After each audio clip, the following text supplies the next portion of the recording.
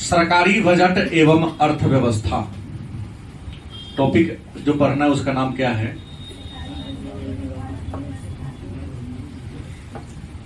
सरकारी बजट एवं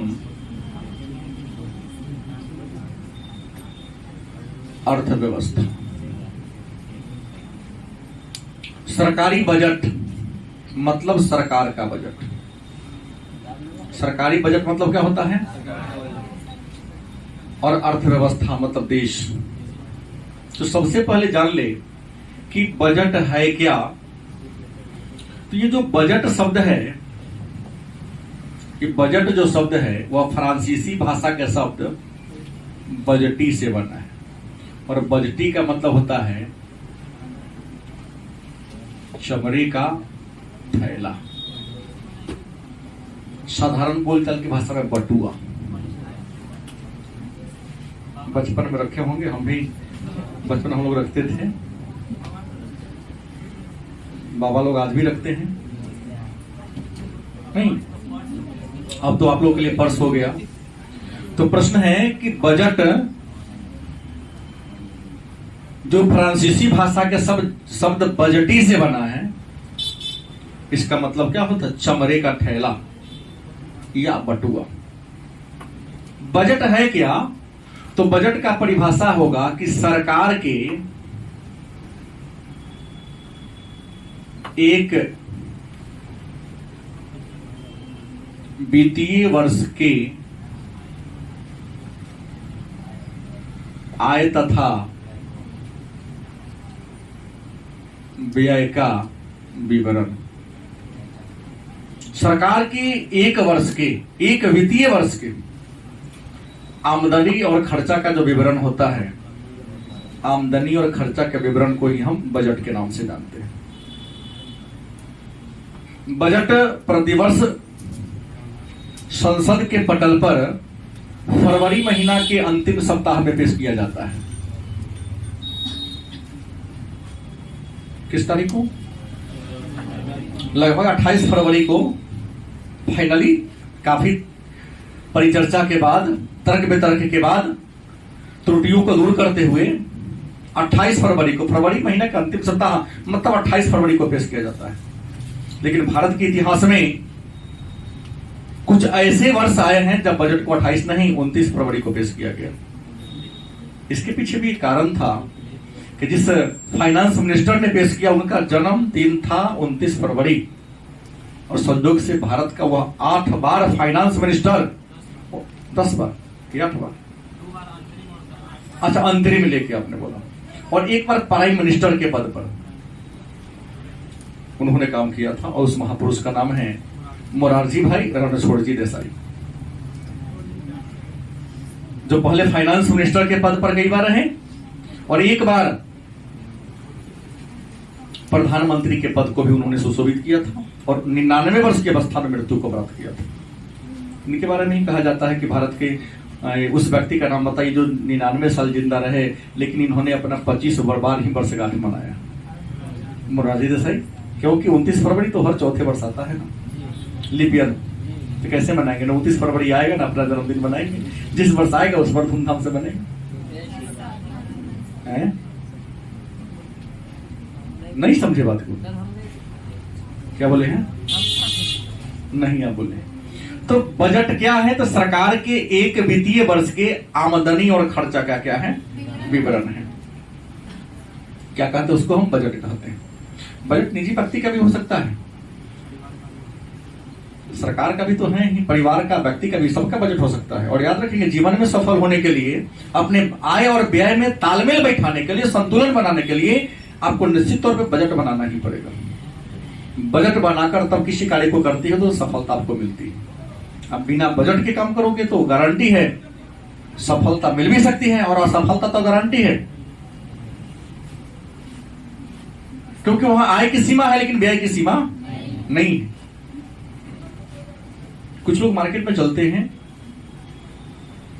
मोबाइल खरीदने गए, हम टारगेट लेके करता हूं कि हमको इतना तक ही खरीदना है।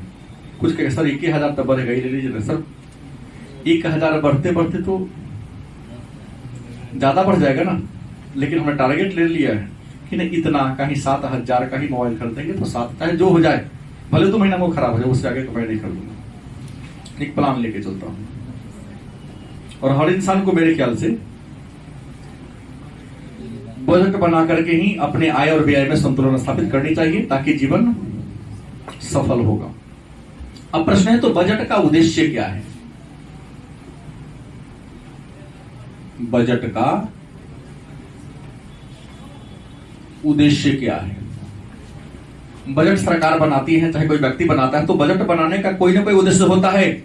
पहला उद्देश्य क्या है? आर्थिक विकास को बढ़ावा देना। क्या देना है? आर्थिक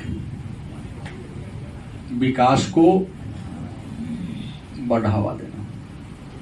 क्योंकि आप बजट बना के किसी काम को करते हैं तो आपको यह पता रहेगा कि हमारी मासिक या वार्षिक इनकम कितना है।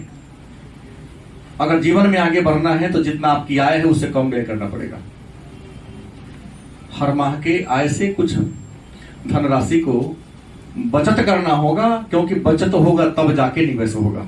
तो बजट बनाने से का उद्देश्य क्या है? तो आर्थिक विकास को क्या करना? बढ़ावा देना। कि हम टारगेट लेके चलेंगे, इस 5 वर्ष में ये काम, इस वित्तीय वर्ष में ये काम करेंगे, अगले वित्तीय वर्ष में ये काम कर लेंगे। शिक्षा पर कितना खर्चा करेंगे, स्वास्थ्य पर कितना खर्च करेंगे। दूसरा, संतुलित क्षेत्रीय विकास।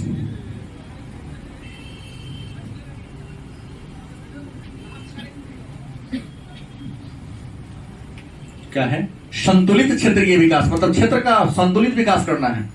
विशाल देश है हमारा भारत, जहां 28 राज्य और 8 संघ शासित प्रदेश हैं। कुछ राज्य प्राकृतिक संपदा के दृष्टिकोण से परिचूर है, भरा पड़ा है, तो कुछ ऐसे भी राज्य है जहां बाढ़ और बालू ही उसकी पहचान है। नाम हमारे राज्य बिहार का आता है। तो बिहार जैसे पिछड़े राज्य के विकास के लिए दिल्ली का जितना डेवलपमेंट हो रहा है, झारखंड का जितना विकास हो रहा है, महाराष्ट्र का जितना विकास हो, उतना बिहार का कहां हो पा रहा है? क्योंकि यहाँ प्राकृतिक संसाधन का क्या है? अभाव है। तो जो असंतुलित क्षेत्रीय विकास है, इस विकास को यदि बढ़ावा देना है तो बजट निर्माण करना पड़ेगा। क्योंकि बजट नहीं बनाएगा तो किसी राज्य को ज्यादा मिल जाएगा, किसी राज्य को क्या मिल जाएगा? बजट होगा, तय हो जाएगा इस राज्य को इतना हिस्सा मिलेगा, और उतना रुपये उस राज्य के विकास में ही खर्च करना पड़ेगा। तीसरा होगा आय व संपत्ति का पुनर्वितरण।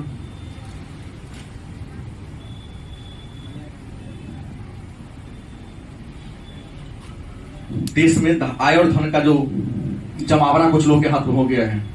एक अनुमान के अनुसार, एक आंकड़ा के अनुसार, एक अनुमान के अनुसार देश का 85% रुपया मात्र 5% लोगों के हाथ में बटा हुआ है। गलती लिख दिया, 15% के हाथ में, और 15% रुपया 85% लोगों के हाथ में। कैसे देश का विकास होगा? मतलब देश के 85% धनराशि पर देश के 15% लोगों का दबदबा है, और कहते हैं देश का विकास होगा। इसी को कम करने के लिए आय और संपत्ति के पुनर्वितरण को कम करना बजट का उद्देश्य। इसलिए देखते हैं कि बजट के माध्यम से सरकार इनकम टैक्स जब तय करती है तो जो जितना ज्यादा कमाता है उसे उतना ज्यादा टैक्स लिया जाता है, जो जितना कम कमाता है उसे इनकम टैक्स उतना कम लिया जाता है। और कुछ ऐसे भी लोग हैं जो कमाते हैं फिर भी उनके से इनकम टैक्स, क्योंकि जैसे सरकार को टैक्स नहीं देगा तो उसको बचत होगा ना, बचत होगा तो निवेश करेगा और धीरे धीरे आगे बढ़ेगा वो। लेकिन प्रश्न है कि हम बजट बना के, सरकार तो मेरे लिए सोच रही है लेकिन मैं खुद अपने लिए नहीं सोच रहा हूं।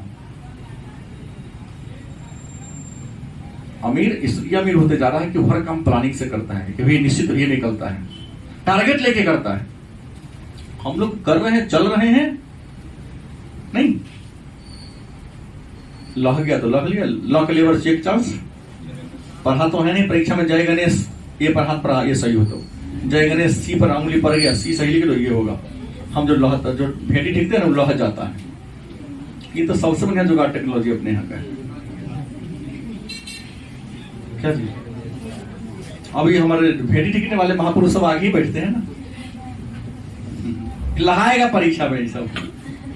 धराम सिंह जानकी माता, जय जानकी माता, साल भर तो पूजा सीतामढ़ी में रह आपका सेवा की, कुछ तो कृपा करें। नहीं, भगवान उसी पर की मदद करते हैं, कृपा करते हैं जो खुद अपना करता है। तो मैंने कहा कि आय और संपत्ति के पुनर्वितरण भी ये करना, आर्थिक स्थिरता लाना, बजट का अगला उद्देश्य क्या है? आर्थिक स्थिरता लाना। देश में बड़ा उतार चढ़ाव होता है, तेजी मंदी आते रहता है, तो तेजी मंदी जब तक देश में आते जाते रहेंगे देश का विकास नहीं होगा। व्यापार चक्र होता रहेगा, व्यापार में उतार चढ़ाव होता रहेगा, आपका विकास नहीं। जैसे आपके जीवन में उतार चढ़ाव होगा, आप आगे नहीं बढ़ोगे। जब तक जीवन में स्थिरता नहीं आएगी तब तक क्या करोगे? आप डेवलपमेंट नहीं करोगे। तो आर्थिक स्थिरता मतलब देश का, अगर मान लिया आपका इनकम, हमने कहा ना कि लाखों कमाने वाले लोग आगे नहीं बढ़ पाते, लेकिन 20,000 प्रति महीना फिक्स आय वाले बहुत आगे बढ़ जाते हैं, क्योंकि वहां क्या है? स्थिरता है। स्थिरता को लाना ही बजट का उद्देश्य है। इसके अलावा रोजगार का सृजन करना, रोजगार का सृजन करना मतलब रोजगार का निर्माण करना। बजट के माध्यम से सरकार घोषणा करती है कि इस वित्तीय वर्ष में हम इतने हजार नए रोजगार को लाएंगे। लाए या ना लाए अलग बात है, घोषणा तो करती है ना। तो बजट के माध्यम से रोजगार का सृजन भी, रोजगार का निर्माण भी, क्योंकि नया डिपार्टमेंट खुलेगा तो वहां पर आदमी तो लगेंगे ना। और सार्वजनिक उपक्रमों का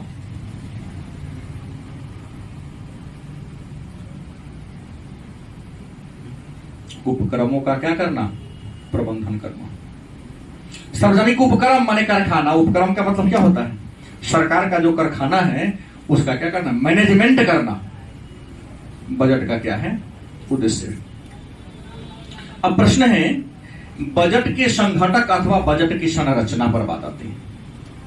बड़ा महत्वपूर्ण बात यहां पर यही है कि बजट के संघटक या संरचना। अगर बजट के संघटक या संरचना की बात करते हैं तो बजट के संघटक या संरचना में मात्र दो प्रकार की बातें आती हैं। बजट के संघटक या संरचना में कितनी बातें आती हैं? तो बजट के संरचना या संघटक में दो प्रकार की बातें आती हैं। पहला है बजट प्राप्तियां। पहला क्या है? बजट प्राप्तियां। और दूसरा क्या है? बजट व्यय। बजट के संघटक या संरचना कितने हैं? तो बजट के दो संघटक है। बजट की कितनी संरचनाएं हैं? दो संरचनाएं हैं। पहला क्या है? बजट प्राप्तियां। दूसरा क्या है? मन में होगा बजट प्राप्तियां क्या है? तो एक वित्तीय वर्ष में, एक वित्तीय वर्ष आपको पता है कि भारत का जो वित्तीय वर्ष है 1 अप्रैल से 31 मार्च तक होता है। ये भारत का वित्तीय वर्ष है। सरकार की आमदनी के बहुत सारे स्रोत हैं, है या नहीं? सरकार को इनकम के बहुत सारे स्रोत हैं। तो सरकार को विभिन्न स्रोतों से एक वित्तीय वर्ष में जितने धनराशि की प्राप्त होती है उसे हम बजट प्राप्ति के नाम से जानते हैं। याद रहेगा? 2 नंबर का प्रश्न पूछ सकता है कि बजट प्राप्ति क्या है। क्या लिखोगे?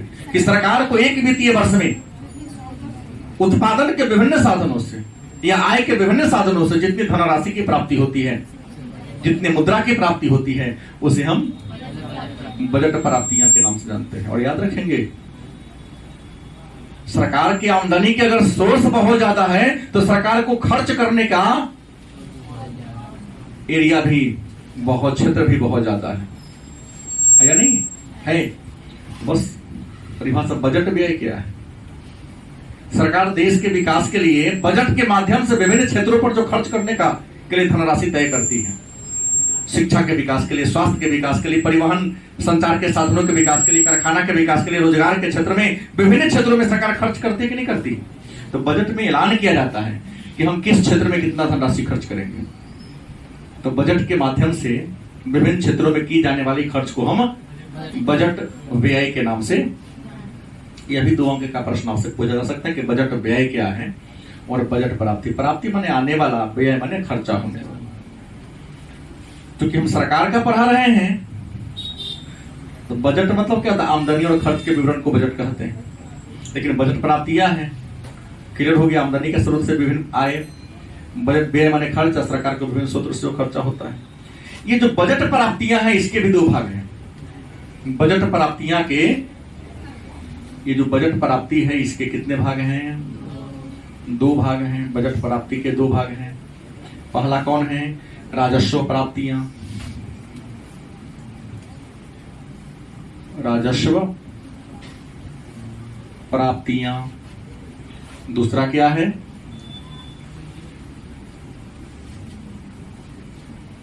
पूंजीगत प्राप्तियां। मतलब बजट प्राप्ति के कितने स्रोत हैं? तो बजट प्राप्ति के 2 स्रोत हैं। एक कौन है? राजस्व प्राप्तियां। तो प्रश्न की राजस्व प्राप्तियां किसे कहते हैं? राजस्व प्राप्तियां किसे कहते हैं और पूंजीगत प्राप्तियां क्या है? देखो, सरकार को आमदनी के विभिन्न स्रोत हैं, लेकिन सरकार को कुछ ऐसे स्रोत से आमदनी होता है जहां सरकार को कुछ खर्च नहीं करना पड़ता है। जैसे मान लो जो लोग इनकम टैक्स देते हैं, हम पर सरकार का क्या खर्च है? बताओ, मेरे ऊपर किसी प्रकार का खर्च है? नहीं खर्च। हमने कहा बजट के संघटक के बारे में चर्चा की। हमने कहा कि बजट प्राप्तियां के कितने प्रकार हैं? 2 प्रकार हैं। पहला क्या है? राजस्व प्राप्तियां, और दूसरा क्या है? पूंजीगत प्राप्तियां। बजट प्राप्ति कितने प्रकार के हैं? बस तो इसमें प्रश्न आ सकता है। पहला क्या है? राजस्व प्राप्तियां, दूसरा क्या है? अब प्रश्न की राजस्व प्राप्ति क्या है या राजस्व प्राप्ति से आप क्या समझते हैं? तो हमने कहा कि सरकार को आमदनी के बहुत सारे स्रोत हैं, लेकिन सरकार को ऐसे क्षेत्र से भी आमदनी प्राप्त होता है, इनकम होता है, जहां सरकार को कुछ खर्च नहीं करना पड़ता है। तो वैसे प्राप्ति को क्या कहेंगे? राजस्व प्राप्ति। जैसे सरकार बहुत सारे लोगों पर इनकम टैक्स आयकर लगाती है, लेकिन जो व्यक्ति आयकर देता है सरकार को, सरकार उसके लिए क्या खर्च करती है? क्या सुविधा दी है? कुछ दी है? नहीं। तो इस प्राप्ति को क्या कहेंगे? और दूसरा पूंजीगत प्राप्तियां क्या है? तो सरकार यहां पहले खर्च करती है, तब सरकार को कुछ इनकम होता है। सरकार जब कुछ खर्च करती है, क्या सड़क बनवाएगी? खर्च हुआ कि नहीं हुआ? पुल बनवाई, खर्च हुआ कि नहीं हुआ? कारखाना लगाई, खर्च हुआ कि नहीं हुआ? नहीं। शिक्षा और चिकित्सा से सरकार को किसी प्रकार का निःशुल्क है। हालांकि चिकित्सा से तो कुछ आ रहा है, भले 2 ही रुपया फी हो, 5 फी हो, लेकिन कुछ तो आ रहा है। कम से कम मेंटेन तो हो रहा है ना वहां का। कहां से आता है? नहीं, ये आपको तो परीक्षा लेने के लिए लिया जाता है। आपके पैसा से किसी को वेतन में नहीं मिलता है। प्रश्न है पूंजीगत प्राप्तियां क्या है? तो वैसी प्राप्तियां जिसके लिए सरकार को कुछ खर्च करना पड़ता है। बात समझ में आ रही? वह प्राप्तियां या वैसी प्राप्तियां जिनके लिए सरकार को कुछ खर्च करना, निवेश करना पड़ता है। गलत सही? उदाहरण के लिए हमारा और होम ट्यूशन वाला का ले लो। होम ट्यूशन वाला का कुछ नहीं गया, उसके घर पर आके चला है, सब चीज उसी का रहेगा। मेरा पर इन्वेस्ट किया हूं, तब आप आए हैं, तब यहां पर हमको इनकम हो रही है। सेम कंडीशन सरकार का है। सरकार को आमदनी होता है, लेकिन खर्च कुछ ना करना पड़े तो उसे क्या कहेंगे? कोई देयता नहीं है, लेकिन यहां देयता है। सड़क बनवाने में खर्च है, कारखाना लगाने में खर्च है। भले ही कारखाना से इनकम आपको बहुत ज्यादा हो रहा है, लेकिन खर्च तो है ना पहले। तो ऐसे प्राप्तियां को क्या कहेंगे हम? कोई दिक्कत? अब आता है राजस्व व्यय की बात करते हैं, तो बजट व्यय की बात करते हैं, तो बजट व्यय के भी कितने प्रकार हैं? 2 प्रकार हैं। बजट व्यय के कितने प्रकार हैं? तो मैं आपको बता दूं, बजट व्यय के भी 2 प्रकार हैं। पहला है राजस्व व्यय, और दूसरा क्या है? पूंजीगत व्यय।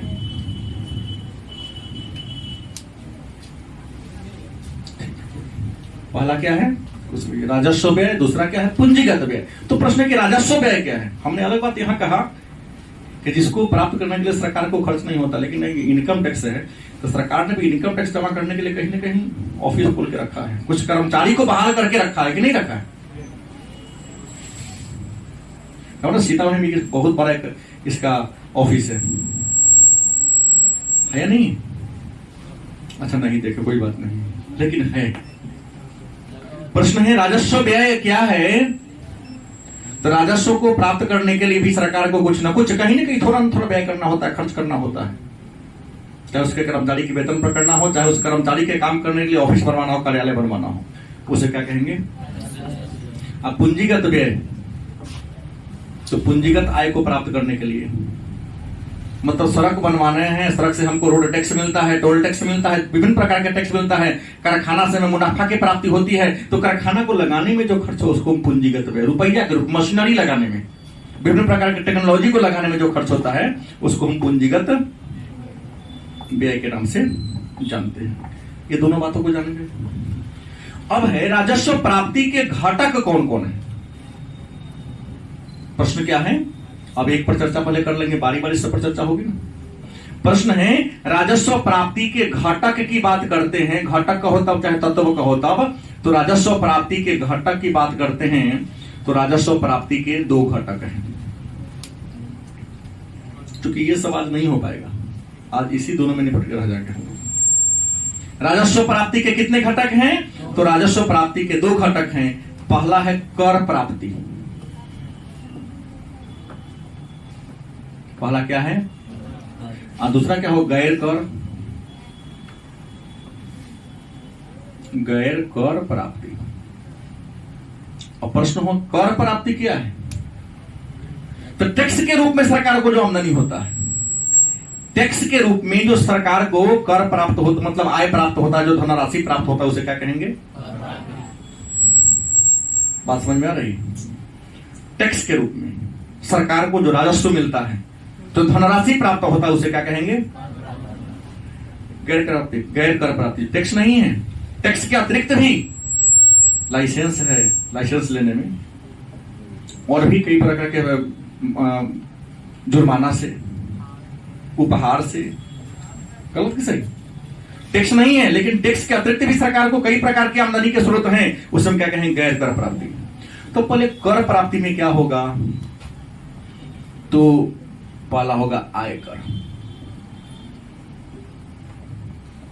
कर प्राप्ति में क्या होगा? आयकर। कोई दिक्कत? तो आयकर को पढ़ने से पहले हमें सबसे पहले जानना होगा क्या कि कर क्या है,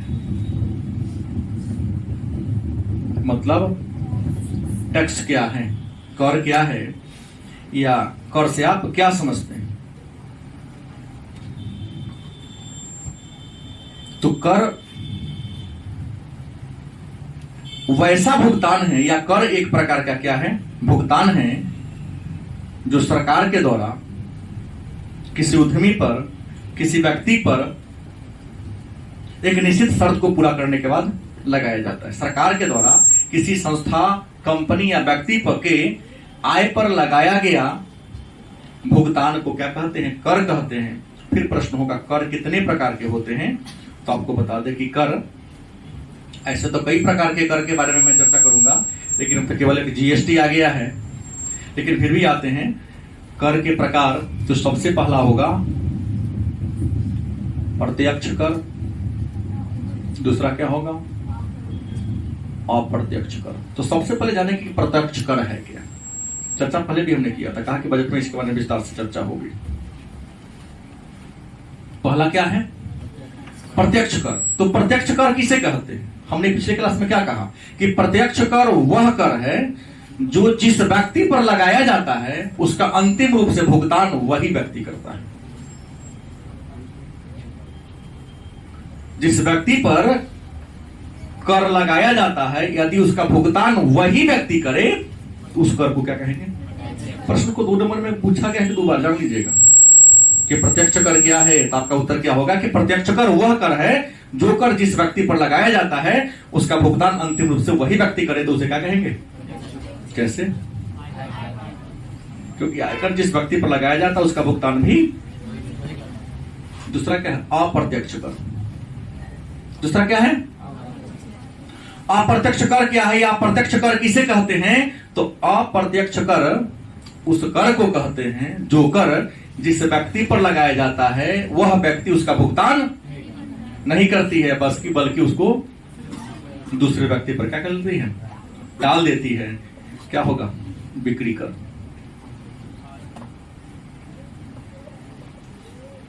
चलेगा? चलेगा कि नहीं चलेगा? बिक्री कर दौड़ेगा? दौड़ेगा, चलेगा नहीं। क्योंकि बिक्री कर सरकार लगाते कंपनी से ले लेती है, लेकिन कंपनी अपने वस्तु की कीमत को बढ़ा देता है और अंतिम से झेलता कौन है? दाम महंगा हो गया, हम लोग खरीदेंगे, हम देना पड़ा। इसके अलावा कर के प्रकार क्या है? अनुपातिक कर। तीसरा कौन है?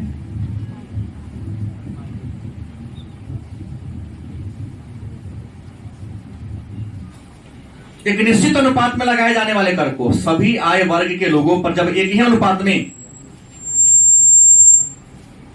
1 लाख कमाए उसको 10%, और जो 1 करोड़ महीना कमा रहा है उसको भी 10%। माने एक ही अनुपात से यदि सब पर कर लगा दिया जाए तो उसे हम क्या कहेंगे? अनुपातिक कर। दूसरा है प्रगतिशील कर। सॉरी, चौथा क्या होगा? गतिशील कर। और पांचवा भी चर्चा करेंगे। पहले क्या है? प्रगतिशील कर क्या है? तो वह कर जिसमें जैसे जैसे व्यक्ति का आय बढ़ता जाता है वैसे वैसे कर का दर, वह कर प्रणाली जिसमें जैसे जैसे व्यक्ति का आय बढ़ता जाता है वैसे वैसे कर का दर भी क्या होते जाता है? तो उसे क्या कहेंगे? प्रगतिशील कर। मतलब कम आय वाले पर कम कर और ज्यादा आय वाले पर ज्यादा कर लगाया जाए तो उसे क्या कहेंगे? और चौथा जो कर है, सॉरी पांचवा, प्रतिगामी कर।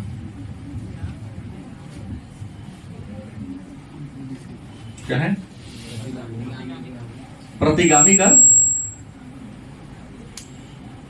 जैसे जैसे व्यक्ति की आय बढ़ती जाती है वैसे वैसे उस पर कर का दर कम हो जाता है, तो इस कर को क्या कहेंगे?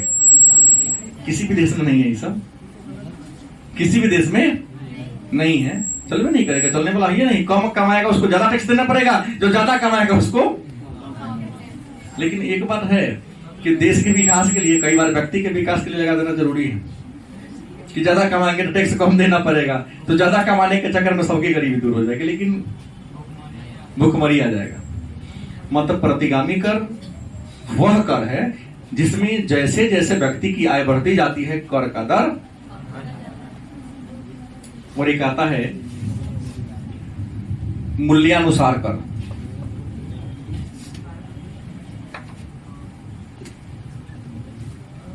मोडभेद सेनभेद सुने होंगे कभी ना कभी, नहीं तो बाद में बीए में जाकर सुनेंगे मोडभेद सेनभेद। हालांकि सबको खत्म करके हमने कहा देखा वैट आ गया है ना, वैट। तो प्रश्न पहले आइए कि मूल्यानुसार क्या कर क्या है? तो जब किसी वस्तु पर उसके मूल्य और भार के अनुसार कर लगाया जाए। भाई वस्तु का जो दाम होगा ना, कम दाम होगा टैक्स कम लगाओ, ज्यादा दाम होगा ज्यादा टैक्स लगा दो। जैसे रेल का किराया कम है तो टैक्स कम लगेगा, हवाई जहाज का किराया ज्यादा है तो हवाई जहाज किराए पर ज्यादा है तो टैक्स लगेगा। एयर कंडीशनर की कीमत ज्यादा है ज्यादा टैक्स लगेगा, रेडियो की कीमत कम है तो कम टैक्स लगाएंगे। तो जब किसी वस्तु पर उसके मूल्य के अनुपात में टैक्स लगाया जाए तो इसे क्या कहेंगे? मूल्यानुसार कर। और वैट वैल्यू एडेड टैक्स, वस्तु के वैल्यू के अनुसार कीमतें कर सकते, वैल्यू के अनुसार, कीमत के अनुसार। वैल्यू मतलब किस प्रकार की वस्तु है, प्रदर्शन की वस्तु है। वैल्यू मतलब यही सेंस लिया है सरकार ने, या वैट जो लिया गया है, देखा गया कि जो विलासिता की वस्तु है, अनिवार्य वस्तु है, नहीं समझे बात? तो वैट का फुल फॉर्म तो वैल्यू एडेड टैक्स 1 जुलाई 2017 से लागू है पूरे देश में। कब से? 2017 से सभी प्रकार के टैक्स को हटा करके, आयकर तो है ये है, इसी को जोड़ दिया गया है। आयकर के अतिरिक्त, निगम कर के अतिरिक्त सभी टैक्स को हटाकर जो टैक्स लगा है उसको हम कहते हैं वैल्यू एडेड टैक्स। मतलब वस्तु के वैल्यू के अनुसार। सामान्य होटल में खाने का कोई टैक्स नहीं है, चाहे वो 5 स्टार होटल में, 5 स्टार में 3 स्टार 2 स्टार जितना स्टार होगा, भोजन का किस्म का क्वालिटी जितना होगा। कई बार होटल में गए 1-2 रुपए खाना खाए 300 के या 50 रुपए महीने से बढ़िया तो दूसरा होटल में खाते तो कुछ फायदा होता। 50 रुपए ऐसा का ले लिया जिसको हमने खाया ही नहीं था। तो खाना का नहीं, उस होटल का लगा है, वहां एंट्री करने का सरकार का लगे। तो वस्तु के वैल्यू के अनुसार जिस प्रकार की वस्तु होगी उस प्रकार का टैक्स लगेगा, तो उसे क्या कहेंगे? वैट। और वैट कब से लागू है? तो प्रश्न है कि कर प्राप्तियां में पहले आयकर हो जाएगा, कोई दिक्कत, अब कर के कई कई प्रकार हमने चर्चा कर लिया, कोई दिक्कत? हमने कर में पढ़ लिया ना, प्रत्यक्ष कर, अप्रत्यक्ष कर, अनुगामी कर, प्रतिगामी कर, प्रत्यगतिशील कर, मूल्यानुसार कर और वैट, इन सब के बारे में क्या कर लिया, जान लिया। अब आता है गैर कर प्राप्ति में, इसके बाद ही ना आएगा, क्योंकि टैक्स में तो कर प्राप्ति में सब कर को जान लिए। गैर कर प्राप्ति क्या है? सरकार को प्राप्त हो रहा है धनराशि, लेकिन वह कर नहीं है। और गैर कर प्राप्ति में सबसे पहले आता है फीस। मछली मत समझना, फीस। अब कहोगे सर ये फीस क्या है, या फीस कहते किसे हैं? तो सरकार के द्वारा किसी प्रकार की सुविधा आपको दी जा रही है, उस सुविधा के बदले जो सरकार आपसे शुल्क ले रही है उसी को हम कहते हैं फी। सरकार आपको कोई सुविधा दे रही है। हाँ, तो फी लेता है ना, एग्जाम शुल्क, इसी को फी कहते हैं ना। सुजीत सेंटर मैनेज करवा रहा है ना, इसका सेंस दूसरा है, गलत सेंस ले लिया। प्रश्न में कहा फीस। सरकार अगर व्यक्ति को किसी प्रकार की सुविधा देती है, उस सुविधा के बदले सरकार जो आपसे भुगतान प्राप्त करती है उसे कहते हैं फीस। जैसे भूमि का रजिस्ट्रेशन कराने जाओ, गाड़ी का रजिस्ट्रेशन कराने जाओ तो भूमि का रजिस्ट्री फी, गाड़ी का रजिस्ट्रेशन फी, जन्म का प्रमाण पत्र बनवाने जाओ तो जन्म प्रमाण पत्र का भी फी लगता है, 10-20 जो भी लगे। मृत्यु के प्रमाण पत्र का फी, पासपोर्ट बनवाने जाओ, कोर्ट में काम करवाने जाओ उसका फी। सरकारी तो सरकारी में लेता है, जैसे प्राइवेट में प्राइवेट रहता है, बहुत भारी भारी हॉस्पिटल रहता है, इसमें उसका नहीं सरकार से कोई लगा रहता है। टैक्स मिलता है सरकार को, दूसरा कुछ नहीं मिलता है। सरकार से लाइसेंस तो ये क्या खोला है वो? हाँ, सरकार से लाइसेंस। आप लोग ईमानदारी से सरकारी पर ही जाइए ना, सब प्रकार के डॉक्टर हैं ना। तो सरकार जो खुला है प्राइवेट ना, प्राइवेट वाला भी सरकार को टैक्स के रूप में कुछ ना कुछ देती है, कुछ ना कुछ ज्यादा देती है, तब ना खुला हुआ है। नहीं देगी तो खुल भी नहीं करेगा। तो हमने कहा गैर कर प्राप्ति में सबसे पहला क्या होगा? फीस। फीस में गाड़ी का रजिस्ट्रेशन फी, गलत की सही? पासपोर्ट बनवाने का फी, भूमि का रजिस्ट्रेशन कराने का फीस। रजिस्ट्री कराने जाओ तो आपको फी देना, जाओ वहां ब्याह करने कोर्ट में तो शादी करने से पहले आपको फी जमा करना पड़ता है, भले 250 लगे कोर्ट फी। कोर्ट में आप काम करवाने जाओ कोई तो वकील का फी अलग, लेकिन वकील जिस कोर्ट में जाओ उस कोर्ट का भी उस वकील में 10-20 जुड़ा हुआ रहता है। सब जुड़ा रहता है। हाँ, जाति बनवाओ, आवासीय बनवाओ, आय बनवाओ, सबका कुछ ना कुछ है, उसे कहते फी। दूसरा क्या है? लाइसेंस या परमिट। दूसरा क्या है? Licence public permit. प्रश्नों का लाइसेंस क्या है, परमिट क्या है? तो जब व्यक्ति कोई काम करना चाहता है और उस काम करने के लिए आप सरकार से अनुमति लेने जाते हैं, दवा का दुकान खोलना है तो अनुमति लेंगे तब ना। मेरा लाइसेंस के दवा का दुकान खोलिए, कहीं गड़बड़ाया तो दुकान तो जब्त होबे करेगा, आपका लाइफ जब्त हो जाएगा जेल में। सही बोला हूँ? देखिएगा फोटो में लगा के टंगले सब रहता है, लाइसेंस लेके सब में रहता है ना। तो कोई काम करने के लिए सरकार से आप अनुमति लेने जाते हैं तो उस अनुमति देने के लिए सरकार आपसे क्या लेती है? शुल्क लेती है, उसी को कहते हैं लाइसेंस या परमिट। जैसे फलाना रोड में हमारा बस चलेगा तो परमिट लेना पड़ता है, नहीं परमिट लोगे तो उस रोड में आपका बस नहीं चल सकता है। कहीं डीटीओ वाला देख लिया कि बस जो चल रही है बिना परमिट किस रोड में चल रही है तो आपका गाड़ी जब्त हो जाएगा। गलत कि सही? इस बात को जानना है ना। कोई वाहन खास रोड में चलती है तो उसको उसी रोड में चलने का लाइसेंस या परमिट मिला हुआ है। इसके बाद जब्त संपत्ति।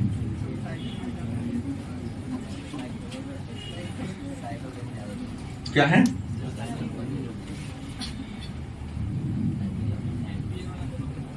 कोई बहुत बड़ा जमींदार था, गलत सही? अचानक अपना उत्तराधिकारी किसी को घोषित नहीं किया, पहला ही मर गया, उसके सब उत्तराधिकारी कौन हो? बहुत ऐसे लोग हैं जो बैंक में पैसा रख दिए, नॉमिनी में घुस रहे, किसी का नाम नहीं दिए, आज जिसका नॉमिनी में नाम रखा रियल में पता नहीं क्या हमारे नाम से है तो पैसा जब्त न हो जाता है। बैंक को इससे भी साल में करोड़ों अरबों आमदनी होता है। हाँ, एनपीए का भरपाई उसी से होता है, सही बोले। एनपीए के भरपाई का बहुत प्रकार स्रोत है। बहुत लोग देखते एलआईसी में खोल दिया, जुनून में आके एक आध साल चला, बंद हो गया, और याद रखिएगा 3 साल से पहले बंद करते तो आपका पैसा बुड़ गया, नहीं मिलता। बहुत ऐसे लोग जो बैंक में अकाउंट खोल दिया, 1000 रुपया रखा, उसके बाद गया ही नहीं कभी, तो कौन जाएगा? 1000 रुपये तो तुम्हारे ना 1000 रुपया है, लेकिन थोड़ा विशेष करोड़ों लोग हैं, तो 1 करोड़ 1000 कितना हो गया, सोच लो। तो इन संपत्ति सोचिएगा तो लगेगा अरे बहुत आमदनी का स्रोत है।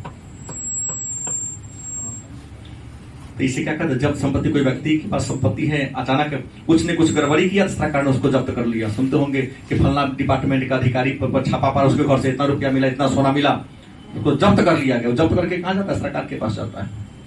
तो सरकार को इनसे भी जो आमदनी हो, क्या बोले हैं, बंटवारा है उसका, उस सबका कानूनी बंटवारा है, कितना केंद्र सरकार को जाएगा, कितना राज्य सरकार को जाएगा, ये तो निश्चित अपना ये है। तो जब संपत्ति से आमदनी होती है, इसके अलावा जुर्माना से, सरकार के परमिशन के बिना कोई काम कर रहे हैं, कहीं पकड़े गए, भाई रेलवे पर चल रहे हैं या टिकट कटा नहीं चढ़ लिए, जुर्माना देना पड़ेगा ना। मोटरसाइकिल रोड पर चला रहे हैं, रजिस्ट्रेशन करवे नहीं किए, गाड़ी ड्राइव कर रहे हैं, लाइसेंस बनवाने हुए नहीं किए हैं, आपको पकड़ाइएगा तो जुर्माना तो भरना पड़ेगा। तो जो जुर्माना से सरकार को प्राप्ति होती है, उसको यहां से भी आमदनी प्राप्त होती है। उसके बाद सार्वजनिक उद्यम, सरकार का जो कारखाना है ना, जैसे रेलवे डिपार्टमेंट में बड़े बड़े लोहा का कारखाना है ना, 7-8 वो इंडिया में, तो क्या उससे फायदा सरकार को नहीं होता है? होता है। इसलिए सरकारी उद्यम से जो आमदनी होता है, इसके और भी है उपहार,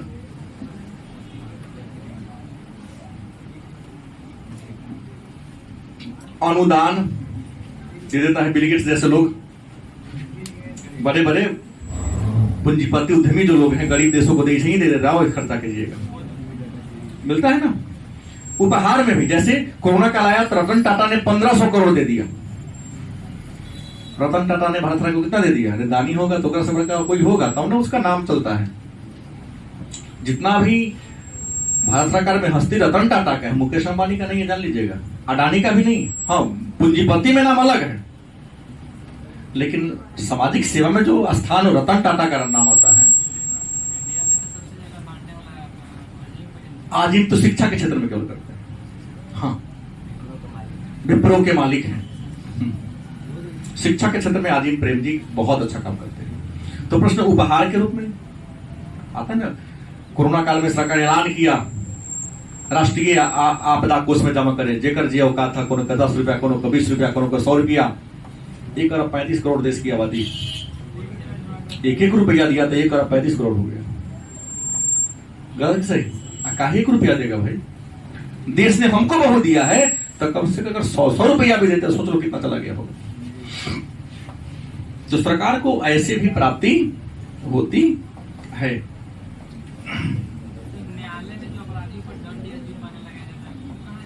हाँ, सरकार के पास जमा होता है, सब जुर्माना में आ जाएगा। तो आज हम लोगों ने केवल क्या पढ़ा? बजट प्राप्तियां। कल पढ़ेंगे बजट व्यय, और बजट व्यय के जो 2 भाग है, राजस्व व्यय और पूंजीगत व्यय, इसके बारे में चर्चा करेंगे। उसके बाद जो बचा हो उस पर क्या करेंगे? विचार विमर्श करेंगे।